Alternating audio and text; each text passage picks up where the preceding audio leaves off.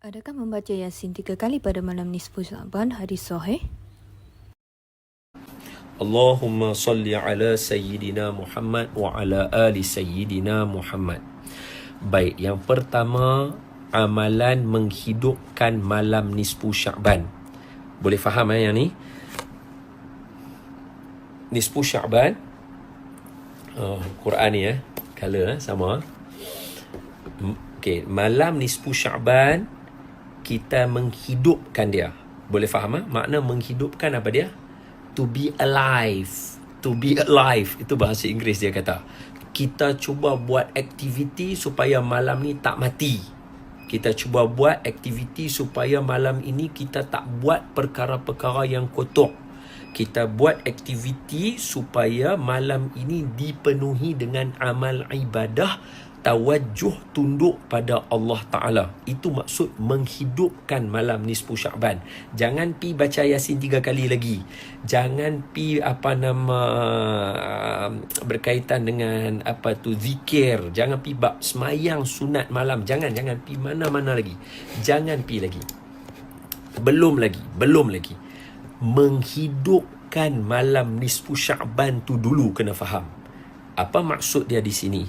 Maksud dia, perbuatan kita menghidupkan malam, ada atau tidak amalannya?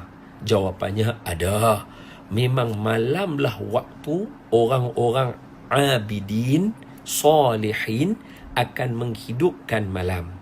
Banyak cerita para sahabat. Antaranya Gubernur Saidina Umar bin Al-Khattab radhiyallahu anhu, iaitu Saidina Sa'id bin Amir. Itu Sayyidina Sa'id bin Amir. Betul ya? Gubernur Sayyidina Umar yang duduk di Basrah.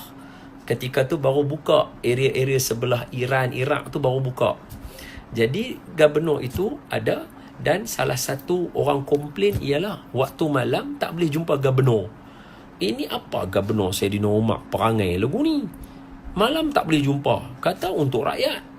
Maka Sayyidina Umar panggil, tanya, pasal apa hang malam rakyat tak boleh jumpa hang? Maka Gubernur Sayyidina Umar kata, siang saya dah peruntukkan masa untuk rakyat sampai ke asar. Maka malam adalah waktu saya untuk Allah. Nampak tak? Jadi menghidupkan malam, tak kira malam mana-mana. Tak kira. Ini umum. Menghidupkan mana-mana malam adalah satu amalan yang dituntut. Okey, tengok Jadi, bila kita nak menghidupkan malam dan kita nak didik diri kita untuk terus menghidupkan malam, kita perlu banyak aktiviti. Antaranya adalah secara berjemaah, beramai-ramai. Sebagai contoh, tengoklah. Tuan-tuan tahu tak? Makan. Nanti kan kita nak buka puasa ramai-ramai. Kita tak digalakkan untuk makan seorang diri. Iya. Ingat tak cerita di dalam kitab Imam Syekh Muhammad Mutawalli Sya'rawi? Ini ulama hebat Mesir ni. Ulama ni agung. Ulama ni kalau orang dengar nama dia siapa? Syekh Muhammad Mutawalli Sya'rawi. Masya Allah, orang kata ini Syekh Kabir. Baik. Dalam kitab Syekh Muhammad Mutawalli Sya'rawi, Syekh Muhammad Mutawalli Sya'rawi ada rakamkan cerita tentang Nabi Allah Ibrahim alaihissalam berkaitan dengan makan. Nabi Ibrahim tak pernah makan seorang diri. Biasa suatu hari dia nak makan, dia pergi cari orang untuk makan dengan dia. Nabi Ibrahim AS jumpa dengan satu orang. Dia kata, mai makan dengan aku. Maka kawan tu kata, okey, no problem. Hebat dia. Duduk, nak makan. Bila nak makan, Sayyidina Ibrahim AS kata, itu Bismillah, mau makan. Maka kata lelaki itu, siapa itu? Dengan nama Allah. Jadi maknanya macam kenal lah orang tu kan. Jadi kawan ni tanya, siapa tu? Aku tak kenal. Lelaki ni kata. Lepas tu dia kata, hang ni siapa? Saya ni bukan orang Islam lagi. Bila Nabi Ibrahim AS dengar macam tu, Nabi Ibrahim kata, tak boleh. Jangan macam tu. Hang tak boleh makan ni. Maka kawan tu pun kata, tak apalah, saya pun tak perlukan apa makanan kamu. Jadi dia bangun, dia beredar.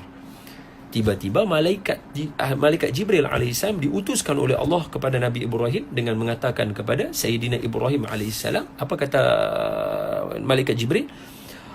Wahai Ibrahim, Tuhan kamu menyampaikan kepada aku untuk sampaikan kepada kamu. Apa dia? Hamba aku itu kafir kepada aku 40 tahun. Ada yang kata 60 tahun, ada kata 40 tahun. Sama-sama tak ada masalah. Yang penting umur dia banyak. Kan dia orang kafir daripada lahir dia kafir sampai umur dia dah besar, jumpa dengan Nabi Ibrahim ajak makan.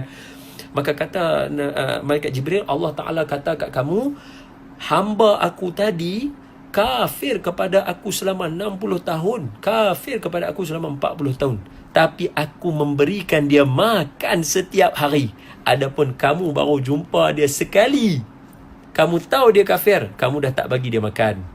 Maka terus Nabi Ibrahim AS pergi mencari lelaki tadi dan ajak dia makan balik dengan Nabi Ibrahim. Maka lelaki tadi tu kata dekat Nabi Ibrahim, kata, tadi kamu kata tak mau makan dengan aku. Aku tak ni. Nabi Ibrahim kata, dah. Tuhan aku tegur aku disebabkan oleh kamu. Terkejut lelaki tadi. Lelaki tu kata, Tuhan kamu tegur kamu disebabkan oleh aku?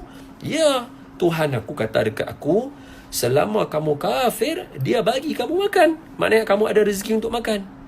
Tetapi bila kamu jumpa aku baru sehari, aku dah tak bagi kamu makan. La haula wala quwata illa billahil azim. Jadi terus lelaki tu kata, kenalkan aku kepada Tuhan kamu. Terus lelaki tu masuk Islam. Maknanya abang kata apa? Makan pun disuruh untuk berjemaah. Makan pun kena suruh menyembang. Makruh makan tak bercakap. Makruh tak bercakap langsung. Makruh kalau bercakap banyak. Makruh kalau bercakap sambil makan dalam mulut. Maknanya apa? Masa dekat meja makan tu kan kita tanya anak kita, macam mana sekolah hari ni? Okey ke? Macam tu okey. Bagus.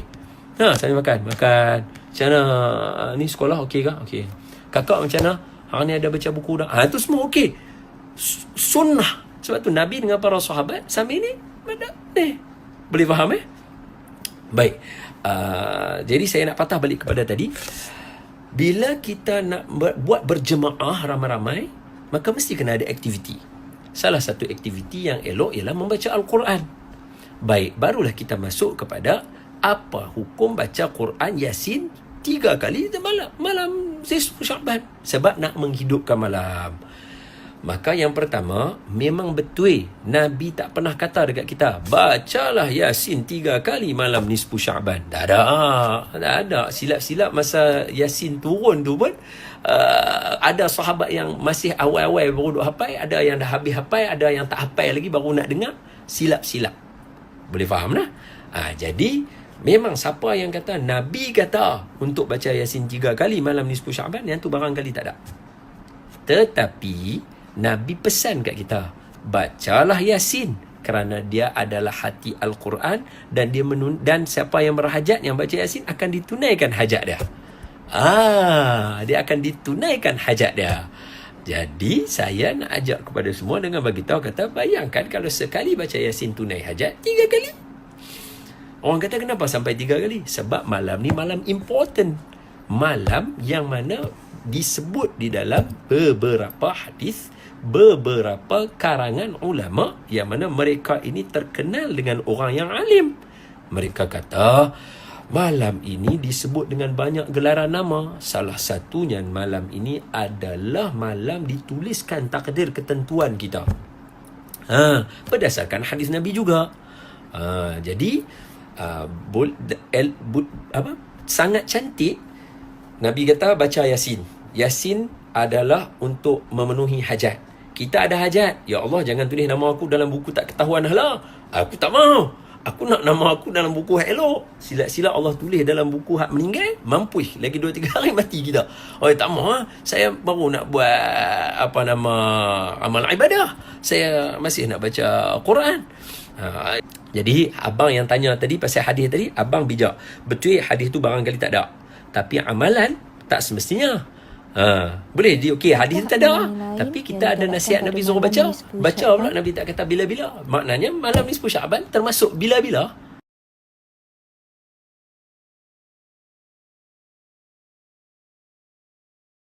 Yang beramal di malam nisfu Syaban baca Yasin 3 kali antara maghrib dan isya. Doa Apakah ini boleh? Amalannya bebas. Tadi disebutkan mereka baca Quran. Aslinya baca Quran. Kalau ada yang mau baca Quran khatam nanti malam, bagus. Tak sanggup dia baca Quran, dibacanya hatinya Al-Quran, Yasin. Hatinya Quran, Yasin. Saya hatinya Quran tak sanggup Pak Ustaz. Ummul Quran aja lah. Al-Fatihah. Itulah jurus paling ringan. Ummul Quran. Induknya Al-Quran. Paham pula dia yang menjelaskan ini. Kamu hatinya, saya induknya. Hebat induk lagi. Al-Fatihah. Yang paling bagus atam Quran. Apa hukum orang baca Quran berdoa? Baca Quran berdoa. Boleh. Itu namanya bertawassul dengan Quran. Kalau saya diminta berdoa, Pak Ustaz tolong doa, baca dulu Fatihah. Bertawassul dengan Al-Fatihah. Bertawassul kepada Allah, ya ayyuhallazina amanu taqullah, bertakwalah kepada Allah, wabtaghu ilaihil wasilah, bertawassullah. Dengan bacaan surat Yasin ini mudah-mudahan dimudahkanlah segala urusan. Mana dalilnya baca surat Yasin urusan dimudahkan? Mana dalilnya? Buka tafsir Ibnu Katsir, muqaddimah surat Yasin. Kata Imam Abul Fida Ismail Ibnu Katsir, setiap perkara yang sulit kalau dibacakan Yasin, maka Allah memudahkannya. Itu imam ahli hadis, bukan ahli hadas itu. Abul Fida Ismail Ibnu Katsir. Jangan bilang ini kata Abdul Somad. Buka tafsir Ibnu Katsir. Saya anjurkan Bapak Ibu beli tafsir Ibnu Katsir, karena ini tafsir yang paling selamat dari Israiliyat. Sudah terjemah bahasa Indonesia. Tafsir Ibnu Katsir adalah tafsir yang paling bagus karena dia ditulis oleh ulama ahli hadis. Imam Abul Fida Ismail Ibnu Katsir, abad ke-7 ke-8 Hijrah. Mazhabnya Syafi'i. Berapa sumber pengambilan hukum? 10. Quran, hadis, ijma', qiyas, syar'u man qablana, saddu dzara'i, qaulus sahabi, istihsan, istishab, urf. 10. Tapi yang disepakati 4 mazhab, 4. Quran, hadis, ijma', qiyas. Nah, malam nisfu Sya'ban itu ada enggak dalam Quran? Ya ayyuhalladzina amanu akrimun nisfa min Sya'ban. Enggak ada. Dalam hadis ada. Ittala Allahu ala jami'i khalqihi lailatan nisfi min Sya'ban. Allah memperhatikan semua makhluknya pada malam nisfu Sya'ban. Fayaghfiru li jami'i khalqihi. Siapa yang berdoa pada malam itu, diampunkan Allah segala dosanya, dikabulkan Allah segala doanya. Illa, kecuali dua, musyrik, orang yang mempersekutukan Allah, atau musahin, orang yang belum berdamai di antara saudaranya. Hadisnya sahih apa enggak sahih? Hadis ini sahih menurut Syekh Nasiruddin Al-Albani. Hadisun sahih, diriwayatkan dari Abu Bakar radhiyallahu an. Nah, hadisnya umum bahwa malam nisfu Sya'ban itu ada. Sekarang pertanyaannya, apakah kalangan salaf? Salaf itu 3 abad pertama. Khairul qurun qarni, sebaik-baik abad-abadku, abad pertama. Tsummal ladzina yalunahum, abad kedua. Tsummal ladzina yalunahum, abad ketiga. 3 abad pertama ini disebut dengan salaf. Sedangkan abad keempat, kelima, keenam disebut dengan khalaf. Apakah kalangan salaf ada menghidupkan malam nisfu Sya'ban? Ya. Di mana kami bisa lihat kitabnya? Al-Mawahib Al-Ladunniyah. Nama kitabnya Al-Mawahib Al-Ladunniyah, ditulis oleh Imam Al-Qastullani. Di situ dia sebutkan ada kalangan tabi'in. Nabi, sahabat, tabi'in, kalangan tabi'in. Namanya siapa? Makhul. Siapa lagi? Khalid bin Ma'dan. Kalangan tabi'in di negeri Syam. Negeri Syam itu sekarang sudah jadi 4 negara. Suriah, Lebanon, Yordania, Palestina. Kalangan tabi'in di negeri Syam merayakan malam nisfu Sya'ban dengan solat sunat, dengan memperbanyak zikir dan doa, dan mereka datang ke masjid dengan 3. Pertama, memakai jubah kebesaran. Pakai jubah. Siapa yang punya jubah, bawa pada malam nisfu Sya'ban, pergi ke masjid. Kemudian yaktahilun, pakai celak. Sebelum berangkat ke masjid pakai celak. Lalu kemudian mereka buat bukhur. Bukhur itu asap kayu gaharu. Asap, bukan asap menyan manggil jin hantu jemalang tanah. Maka di masjid-masjid dihidupkan asap kayu gaharu. Lalu kemudian ulama-ulama kalangan tabi'in memakai jubah kebesaran, pakai sorban. Lalu kemudian mereka pun menghidupkan malam itu di negeri